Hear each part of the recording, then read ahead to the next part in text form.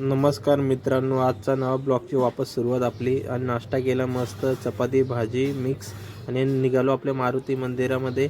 मारुती मंदिरातून दर्शन केल्यानंतर आपण निघालो आपल्या जॉबवर पोचतात आपले महाराज आले होते. महाराजांनी आपली शनिवारची आरती घेतली आणि आपण आपल्या मित्राच्या शॉपवर गेलो. त्याच्याकडे सोप्याचा खूप व्हेरायटी आहे. सोप्यामध्ये आपल्याला मित्राकडे सोप्यावर लागणारा कपडा आहे, त्याच्यामध्ये खूप सारे व्हेरायटी आहे, एकदम ट्रेंडिंग आहे. त्याच्या शॉपवर कधी व्हिजिट करायचं असेल तर मला नक्की कळवा. आणि मग आपला पीचची ऑर्डर आली होती आपल्याकडे, तर आपल्या माणसाने त्याला रिबिन मारली.